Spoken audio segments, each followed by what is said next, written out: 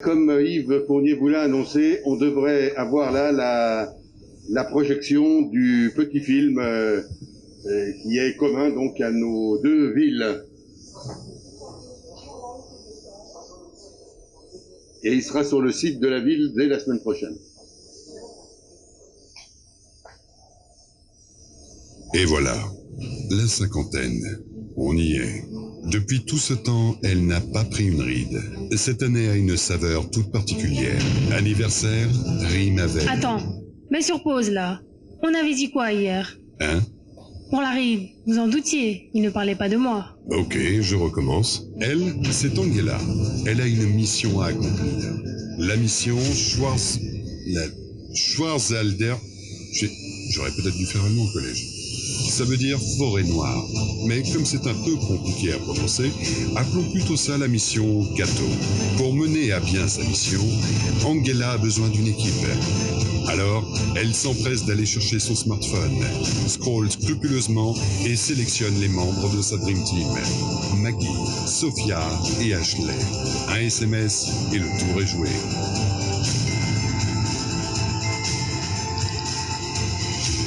Maintenant, au fourneau. Étape 1, la préparation.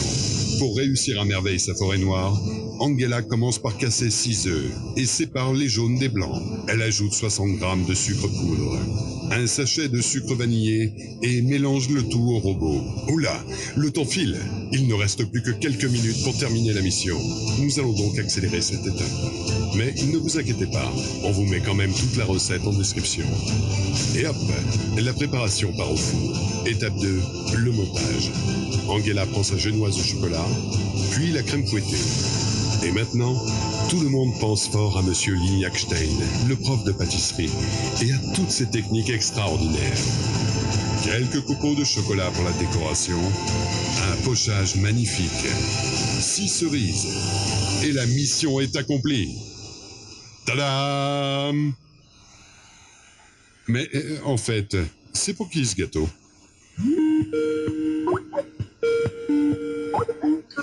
Allô, bonjour Christophe. Allô Christian. Voilà, ce gâteau, c'est pour fêter un anniversaire particulier. Ce sont les 50 ans du jumelage entre Annemasse et Gagno. 50 ans de relations qui n'ont pas pris une ride. 50 ans de richesse commune entre nos deux villes jumelles, l'une française, l'autre allemande. 50 ans de paix entre nos deux pays. 50 ans d'échanges associatifs, scolaires et culturels. En fait, 50 ans d'amitié qui, je le crois, durera encore très longtemps. Alors, cher Christophe, alles Gute zum Geburtstag, Annemasse et Gaggenau. Vielen Dank für die Glückwünsche. Besondere Anlässe erfordern besondere Kuchen. Eine Schwarzwälder Kirschtorte zum 50. Geburtstag. Zu diesem Jubiläum überbringe ich gerne herzliche Grüße aus Gaggenau. 50 Jahre deutsch-französische Freundschaft leisten einen Beitrag für Frieden und Freiheit in Europa, für gegenseitiges Verständnis und Toleranz. Lieber Christian, es lebe Annemasse, es lebe Gaggenau. Bon anniversaire.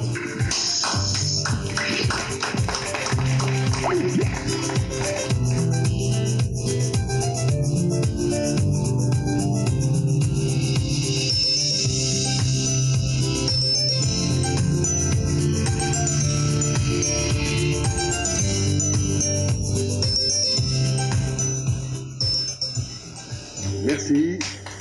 On peut applaudir les réalisateurs de ce film des deux côtés de la frontière. Vous voyez que l'amitié avec nos amis de Gagno se poursuit et est très, très solide. Et on sait aussi s'adapter aux situations un peu particulières. Voilà. Donc là, maintenant, je peux ouvrir officiellement la séance du conseil municipal. D'abord en donnant les délégations, les pouvoirs. Julien Beauchot donne pouvoir à Nadine Loire, Madame Méline donne pouvoir à Monsieur Fournier, Madame Villary à Monsieur Gaillard et Monsieur Naville à Monsieur Sauge. Et Monsieur Chalaï de Sramos s'est excusé.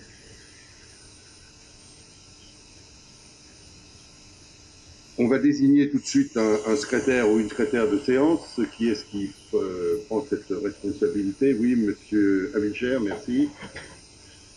Et puis, oui, monsieur Yezilzur pour madame Valère Guerrieri.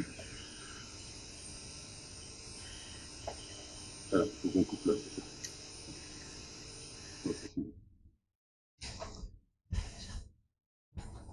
Vous avez l'approbation des PV et le dernier PV de conseil municipal que nous avons, c'est celui du 19 novembre. Est-ce qu'il y a des remarques sur ce PV?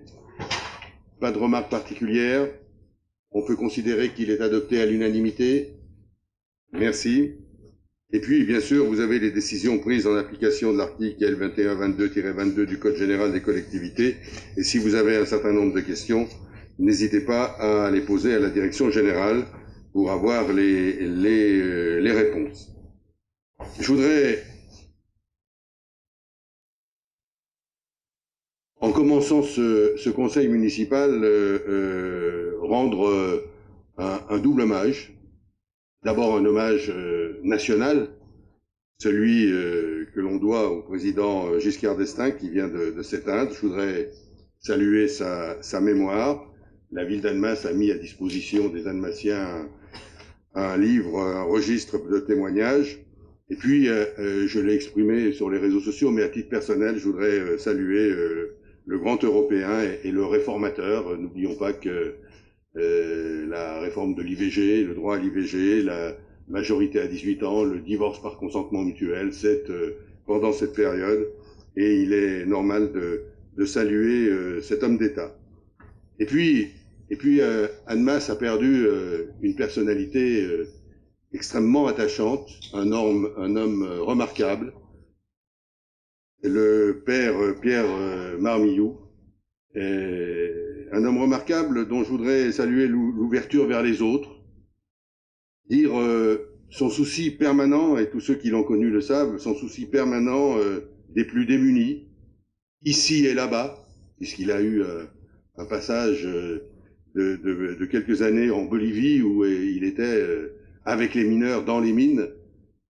Et ce souci permanent des plus démunis, il l'a évidemment porté dans notre ville et notre agglomération. Je voudrais aussi, et c'était saluer son engagement, mais ça fait partie de son souci, dans le groupe des prêtres du Prado, les prêtres ouvriers, c'est le nom d'aujourd'hui, et ils étaient nombreux à témoigner d'ailleurs à l'église Saint-Joseph il y a quelques jours. Et puis saluer également sa place, son rôle qu'il a joué dans cette ville sur le dialogue interreligieux de manière très importante. Et je crois que, j'en suis sûr, Annemasse a perdu une grande figure, a perdu un grand humaniste, plein de simplicité et d'humilité. En fait, a perdu un exemple, c'était un exemple pour tous, pour ceux qui croient, comme pour ceux qui ne croient pas. Et je pense qu'on mérite de saluer sa mémoire parce qu'on ne l'oubliera pas. Je vous propose, pour ces deux hommages, un temps de recueillement.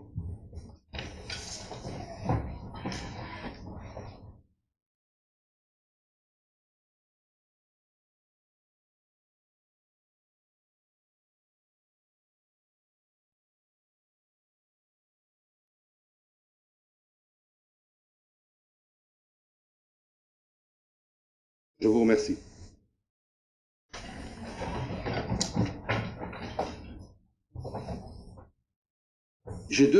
Nous avons deux informations à vous communiquer, deux informations qui mettent à l'honneur la ville et ses services sur les projets que nous portons. Je vais laisser d'abord la parole à Shadi Aliman, qui va nous parler de communication. Merci. Bonsoir messieurs, bonsoir mesdames. Alors nous souhaitons porter à votre connaissance ce que le service communication a pu réaliser. Tout au long de l'année, vous découvrez la production via le gym, le Facebook, le site de la ville. Toute cette communication, tout ce travail, toute cette adaptation continue ont été valorisés dans le cadre des trophées de la communication. Qu'est-ce que les trophées de la communication? C'est une instance qui récompense les meilleurs communicants du secteur public et privé. S'y retrouvent des entreprises du CAC 40, des collectivités petites, moyennes, etc. C'est la reconnaissance par des professionnels du travail des professionnels de la ville d'Annemasse. La ville d'Annemasse s'est illustrée dans 2 catégories: meilleur site internet des mairies de plus de 20 000 habitants et meilleur bulletin municipal des mairies de plus de 10 000 habitants. Pour l'anecdote, Annemasse est la seule ville qui n'est pas en Île-de-France sur ces 2 catégories. Ce palmarès permet aussi d'accentuer la professionnalisation de la fonction communication avec des outils en perpétuelle adaptation et un service qui s'adapte aux différents supports. Enfin, en perspective, le service communication travaille à des outils de communication participative pour toujours garder l'usager au centre des préoccupations. Je salue tout particulièrement Mélina, Flora, Chloé, Elisabeth, Michel et Essia qui œuvrent pour que le service communication apporte de l'information utile, agréable à l'ensemble des habitants d'Annemasse. Merci. Merci Chadia, on peut les applaudir.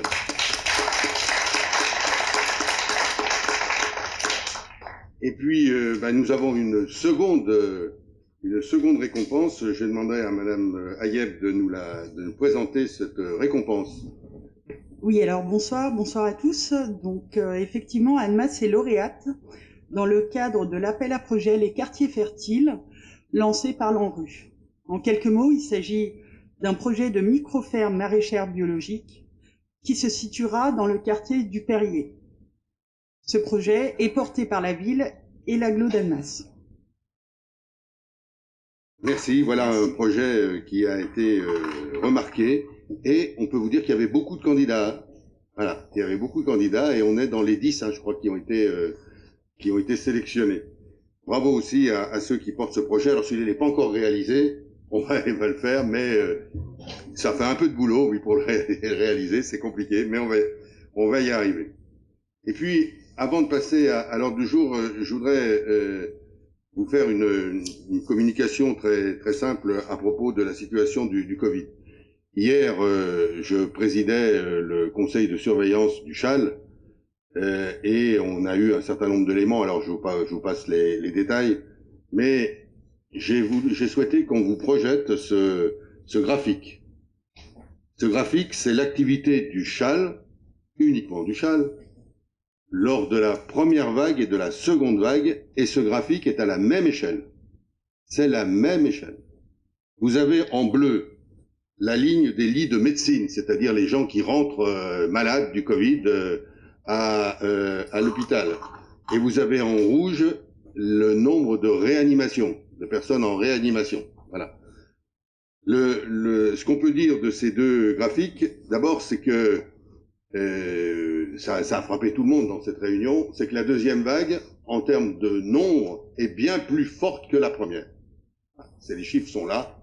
C'est pas des chiffres qui viennent de bien loin, ils viennent de quelques kilomètres. C'est les chiffres du CHAL et vous avez les périodes 3 mars, 16 mai et 1er octobre, 14 décembre. Et puis vous avez aussi quelque chose qu'il faut noter parce que c'est un élément plutôt ce que je viens de dire, c'est plutôt négatif, puis il y a un élément plutôt positif. Vous voyez que lors de la première vague, les soins critiques, ce que le CHAL appelle les soins critiques, donc la réa, suivaient quasiment la courbe.